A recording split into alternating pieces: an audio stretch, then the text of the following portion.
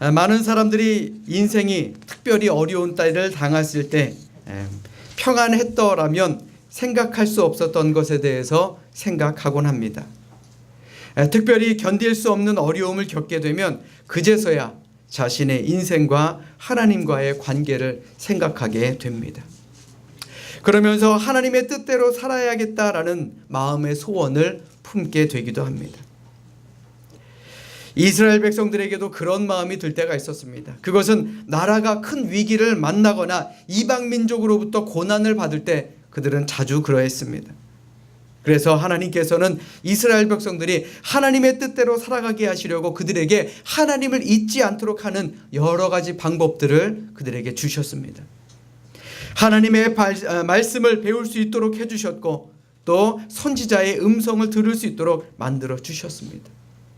이스라엘 백성들로 하여금 제사 드리게 명령했고 또 율법들을 배우면서 하나님을 섬기며 살아가는 것이 하나님이 원하시는 삶의 모습이다라는 것을 배울 수 있도록 만들어 주셨습니다.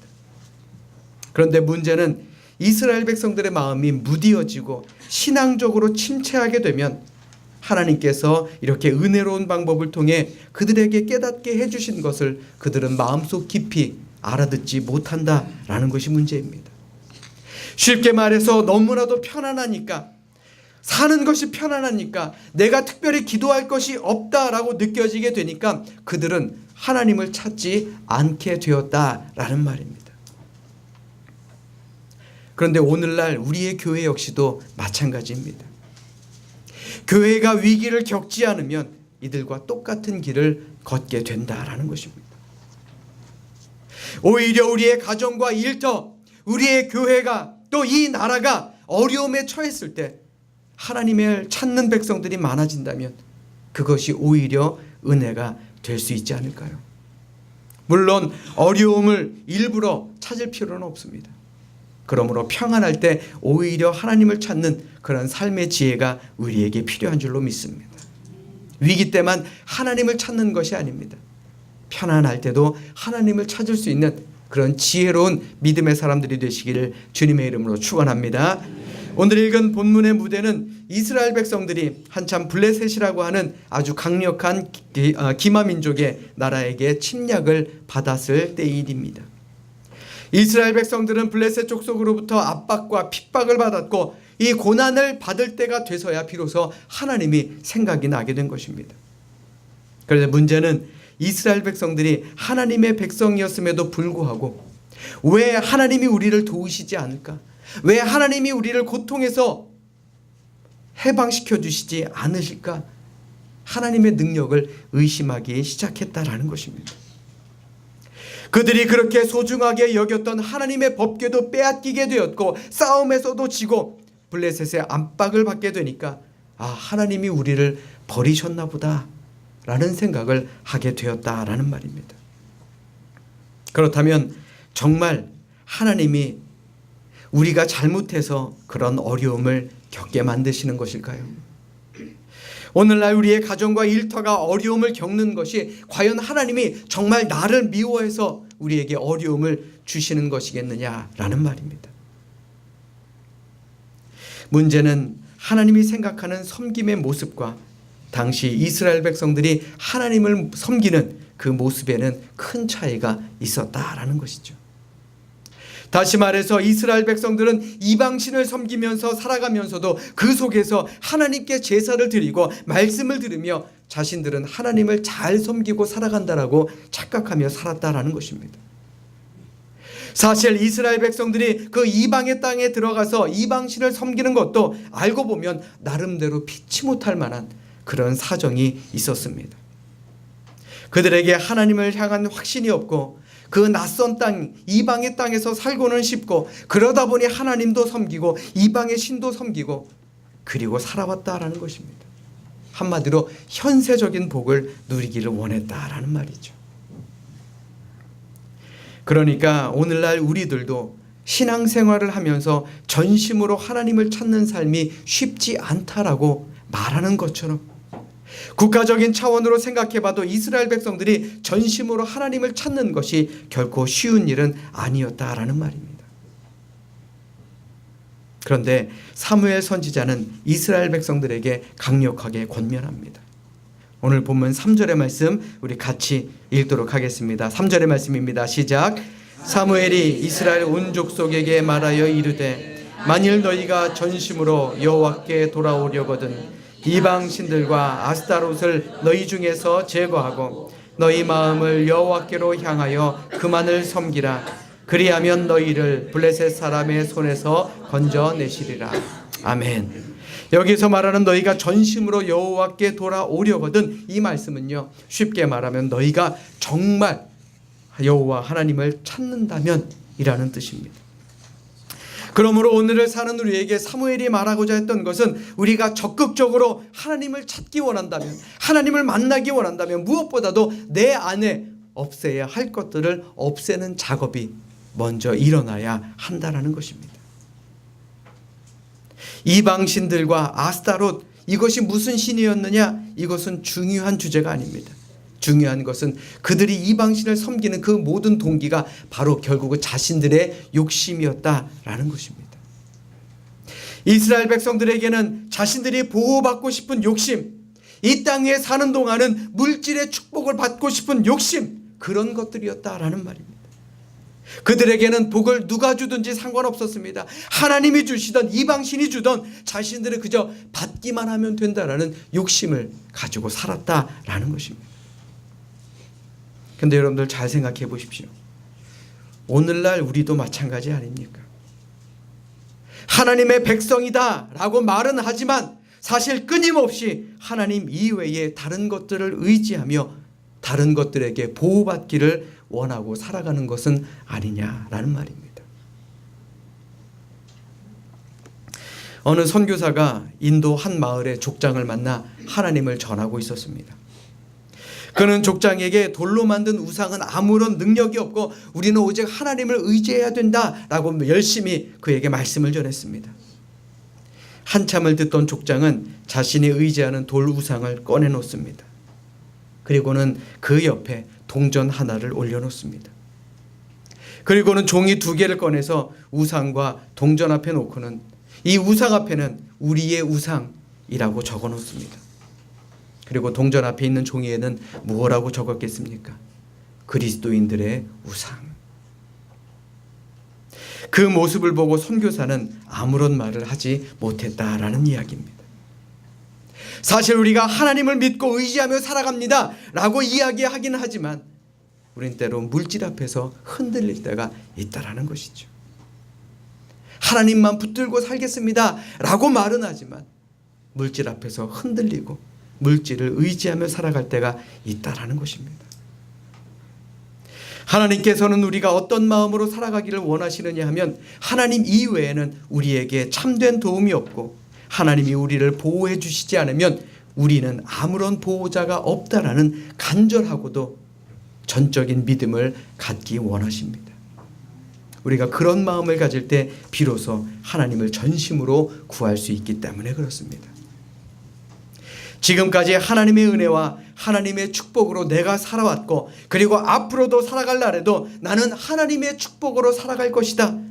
그런 하나님을 향한 믿음을 하나님께서는 무엇보다도 기뻐하신다라는 말입니다. 사랑하는 여러분, 올 한 해 우리 교회의 표어처럼 전심으로 하나님을 의지할 수 있는 그런 우리 모두가 될 수 있기를 주님의 이름으로 부탁드립니다. 물론 우리가 세상 속에 살아가고 있기 때문에 세상의 걱정이 없을 수는 없습니다. 그러나 하나님만을 섬기라. 그리하면 너희를 건져내시리라. 약속하신 하나님을 전적으로 의지하는 우리 모두가 될 수 있기를 주님의 이름으로 간절히 축원합니다. 현재는 목회자 사모님이신 일본의 작가 우지키 노부로 여사는 청소년 시절 사고를 당합니다. 그래서 2다리와 1팔을 잃어버리게 되었습니다. 그런데 이분이 예수님을 만난 후에 작가가 되어 글을 썼습니다. 팔 하나만으로 쓴 그분의 책의 제목은 산다는 것이 황홀하다 였습니다. 사실 많은 것을 잃고도 사는 것이 황홀하다라고 말할 수 있는 사람이 과연 몇이나 되겠습니까? 과연 그녀를 그토록 행복하게 하고 또 황홀하게 만들었던 행복의 원천은 과연 무엇이었겠습니까? 제가 자막 하나를 준비했습니다. 시편 68편 19절입니다. 우리 같이 읽겠습니다. 시작. 날마다 우리 짐을 지시는 주 곧 우리의 구원이신 하나님을 찬송할지로다. 아멘. 하나님은요, 우리에게 짐을 주시는 분이 아니라 우리의 짐을 맡아주시는 분입니다. 아멘. 한 번이 아니라 날마다 우리의 짐을 대신 짊어지시는 분입니다. 아멘. 우리는 매일매일 힘들고 버거운 짐을 지고 살아갑니다. 그러나 우리의 등 뒤에서 우리의 짐을 대신 지어주시는 하나님이 서 계심을 믿으시길 바랍니다. 그 하나님께 우리의 모든 것을 맡길 때에 우리는 마음의 평안함을 누리며 담대하게 승리하며 이 세상을 살아갈 수 있음을 믿으시는 우리 모두가 되시기를 축원합니다. 오늘 본문 4절의 말씀 우리 같이 읽겠습니다. 시작. 이에 이스라엘 자손이 바알들과 아스타롯을 제거하고 여호와만 섬기니라. 아멘. 사무엘 선지자가 이스라엘 백성들에게 우상을 버리고 하나님을 섬기라고 촉구하자 이스라엘 백성들은 정말 하나님만을 섬기기 시작합니다. 그리고 그들은 미스바로 모여 말씀을 읽고 회개의 기도를 통해 하나님의 은혜를 깨닫게 되었습니다. 그러자 하나님께서는 그 모든 고통 속에서 그들에게 새로운 희망을 바라볼 수 있는 눈을 주셨고 또 그들의 모든 어려움을 이겨낼 수 있도록 하나님께서 은혜를 베푸셨다라는 것입니다. 오늘날 성경이 끊임없이 우리에게 촉구하는 것도 바로 이것입니다. 선택에 대한 문제. 너희는 오늘 섬길 자를 택하라. 하나님을 섬기든 아니면 그만두든지 이 둘 중에 하나를 선택하라 라고 말하고 있습니다. 하나님만을 전심으로 찾지 못하도록 만드는 가장 커다란 대적이 무엇입니까? 사실 우리 밖에 있는 것이 아닙니다. 외적인 조건 때문에 우리가 하나님과 세상을 혼돈하는 것이 아닙니다. 늘 우리 안에 있는 문제 때문에 그렇습니다. 내 안의 욕심, 내 안의 욕망. 그래서 존 칼빈 목사님은 우리의 마음은 우상을 만들어내는 공장과 같아서 계속해서 우리의 관심과 사랑의 대상이 되는 새로운 것들을 만들어낸다라고 말했습니다. 다시 말해서 더 좋은 집, 더 좋은 가구, 더 좋은 차, 더 좋은 것, 더 좋은 것, 더 많은 것, 더 귀한 것, 만족을 모르고 계속해서 집착하는 것, 그것이 자기 자신을 섬기는 우상일 수 있다라는 말입니다. 교회 안에서도 마찬가지입니다. 예배자가 알아야 할 60가지 메시지라는 책을 보면 예배에 적극적으로 참여하는 봉사자들이 대적해야 할 첫 번째 우상이 바로 사람들로부터 인정받는 박수의 우상이다 라고 말했습니다. 사람들이 우리를 어떻게 생각할까? 사람들이 나를 어떻게 생각할까? 내가 이렇게 고생하는데 왜 우리 목사님 나 격려해 주지 않지? 왜 나 칭찬해 주지 않지? 사람들이 나를 어떻게 칭찬해 줄까? 사람들이 나의 헌신을 어떻게 알아줄까? 하나님보다는 사람을 더 의식하고 사람에게 칭찬과 영광을 받고자 하는 마음 자체가 우리가 주의해야 할 우상이다라고 그 책은 말하고 있습니다. 그래서 성경이 무릇 지킬 만한 것보다 너희 마음을 지키라 라고 한 이유가 바로 여기에 있는 것입니다.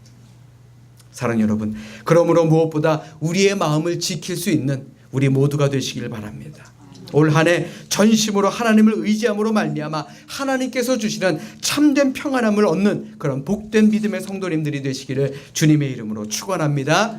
우리 따라서 합니다. 전심으로 모입시다. 전심으로 모입시다. 여러분들 잘 들으십시오. 기적은요, 하나님의 백성들이 한 곳에 모일 때 일어나게 됩니다. 아멘.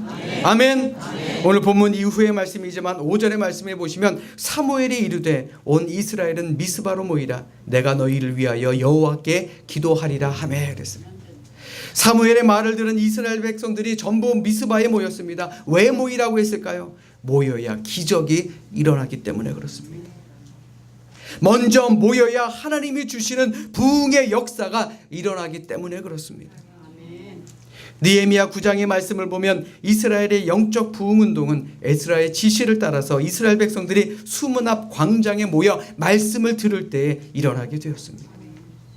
오순절 마가의 다락방 사건도 그렇습니다. 다 같이 한 곳에 모여 기도할 때 하나님의 은혜와 성령의 역사가 그곳에 떨어지게 되었고 그들은 방언의 역사를 일으키게 된 것입니다.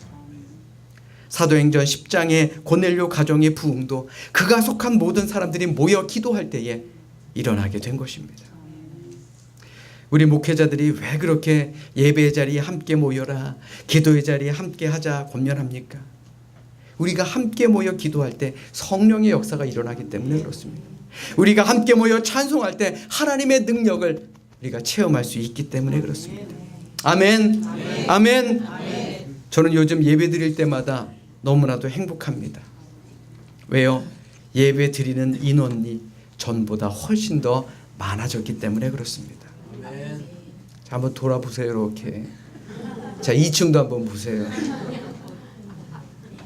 물론 하나님은요, 인원보다는 몇 명이 모였느냐보다는 우리 한 사람 한 사람의 마음을 보십니다. 그래도 많이 모이는 것이 중요합니다. 왜요? 그만큼 더욱 간절하게 기도할 수 있기 때문에 그렇습니다. 그만큼 더욱 큰 소리로 찬송할 수 있기 때문에 그렇습니다. 아멘. 그렇습니다. 모여야 성령의 역사가 일어납니다. 성경에 나타난 놀라운 역사는 하나님의 백성들이 모였을 때 일어났음을 기억하시고 우리 모두 항상 이 예배 자리의 주인공들이 되시기를 주님의 이름으로 간절히 축원합니다. 우리 따라서 합니다. 전심으로 회개합시다. 다시 한번요. 전심으로 회개합시다. 성령의 역사는요, 우리가 함께 모여 전심으로 회개할 때 일어나게 됩니다. 오늘 본문 이후 6절의 말씀을 보십시오. 그들이 미스바에 모여 물을 길어 여호와 앞에 붓고 그날 종일 금식하고 거기에서 이르되 우리가 여호와께 범죄하였나이다 하니라. 그들은 지금까지 지었던 죄를 금식하며 회개했기 때문에 하나님의 능력을 체험할 수가 있었습니다. 블레셋과의 전투에서 승리하는 놀라운 하나님의 역사를 체험할 수가 있었다라는 것입니다. 오늘 3절의 말씀을 통해 사무엘이 뭐라고 말합니까? 너희 마음을 여호와께로 향하여 그만 섬기라. 그리하면 너희를 블레셋 사람의 손에서 건져내시리라. 그들은 정말 하나님을 따랐고 그들은 회개했고 결국 하나님은 이스라엘 백성들을 위기에서 건져내어 주셨다라는 것입니다. 사랑하는 여러분, 인생의 어려운 문제를 해결하는 길은 내 힘으로만은 안 됩니다. 자기를 믿으면 무너질 수밖에 없습니다. 그러나 하나님을 믿고 회개하면 모든 것이 되살아나는 회복의 역사가 일어나게 될 줄로 믿습니다. 그러므로 불순종, 불신앙으로 오랫동안 잃었던 은혜, 끊어진 하나님과의 관계가 회복될 수 있는 우리 모두가 될 수 있기를 주님의 이름으로 축원합니다. 역대하 7장 14절에 말씀하시기를 내 이름으로 일컫는 내 백성이 그 악한 길에서 떠나 스스로 겸비하여 내 얼굴을 구하면 내가 하늘에서 듣고 이 땅을 고칠지라 했습니다. 아멘. 이것이 회복을 바라는 우리 그리스도인들의 삶의 태도가 되어야 할 것입니다. 회개할 때 영육 간의 고침의 역사가 임하는 줄로 믿으시기를 축원합니다. 아멘. 그런데 사실 우리 회개하라고 하면 잘 못하죠. 회개하기가 참 쉽지 않습니다. 어느 날 주일 학교에 한 선생님이 학생들에게 우리의 죄악을 하나님께 모든 것 다 고백해야 될 필요가 있다라고 아이들에게 말씀을 전했습니다. 말씀 전하고 난 다음에 아이들이 잘 알아들었는지 확인하고 싶었습니다. 그래서 선생님이 학생들에게 이렇게 질문합니다. 자, 여러분들은 하나님께 고백하고 싶은 죄를 얼마나 가지고 있나요? 이 무렵에 소년들은 쥐죽은 듯이 조용히 있었습니다. 근데 잠시 후 한 소년이 손을 번쩍 들고 일어나 이렇게 말합니다. 선생님, 저는 하나님께 고백할 죄가 하나도 없습니다. 그렇지만 죄를 고백해야 될 사람이 누구인지는 알고 있습니다. 그러면서 옆에 있는 친구를 가리키더라라는 것입니다. 사랑 여러분, 우리의 가정과 일터가 또 우리의 교회가 다시금 부흥하기를 원하십니까? 삶의 여러 가지 위기에서 벗어나 다시금 기쁨과 감사와 만족이 넘치기를 원하십니까? 그렇다면 우리가 먼저 회개해야 되는 것입니다. 어려움을 두고도 하나님께 아뢰지 못했던, 기도하지 못했던 우리의 잘못을 회개해야 됩니다. 지난날 게으르고 나태했던 우리 자신의 모습, 부끄러운 모습을 회개하며 살아야 합니다. 해야 될 줄 알면서도 하지 못했고 뒤로 미루고 있었던 우리의 죄를 회개해야 됩니다. 하나님보다 더 사랑했던 우상을 만든 우리의 죄를 회개해야 합니다. 영적으로 미지근했던 우리의 죄를 회개합시다. 하나님 앞에 인색했던 우리의 죄를 회개합시다. 우리가 전심으로 회개할 때 하나님은 우리에게 부흥의 역사를 만들어 주실 줄로 믿습니다. 사랑하는 여러분, 하나님은 이스라엘을 구원하는 능력이 단지 언약궤에 있다라고 말씀하지 않으셨습니다. 이는 우리가 교회 안에 있고 밖으로 보이는 신앙생활을 반복한다라고 해서 하나님의 능력을 우리가 소유하는 것이 아니다라는 말입니다. 이스라엘 백성들은 언약궤를 너무나도 믿었던 나머지 그것을 빼앗겼을 때 그들은 세상 모든 것을 잃어버린 것처럼 낙심에 빠져 있었습니다. 우리가 밖으로 보이는 신앙생활을 반복한다고 해서 하나님의 능력을 가지는 것이 아니다라는 것입니다. 하나님의 구원의 능력은 하나님이 우리와 함께 하실 때 그 능력이 드러나게 되는 것입니다. 아멘. 아멘. 그러므로 세상에 빼앗겼던 마음을 제거하고 하나님을 향하여 전심으로 나아가고 하나님을 무엇보다도 귀하게 여기고 섬길 때에 하나님의 구원의 능력이 오늘날 우리의 삶에 함께 임하게 되는 줄로 믿습니다. 아멘. 이 시간 진정으로 바라기는 날마다 전심으로 하나님께 나아가고 섬김으로 말미암아 하나님께서 주시는 사랑과 회복의 역사를 체험하는 그런 우리 모두가 되시기를 주님의 이름으로 간절히 축원합니다. 축원합니다. 기도하겠습니다.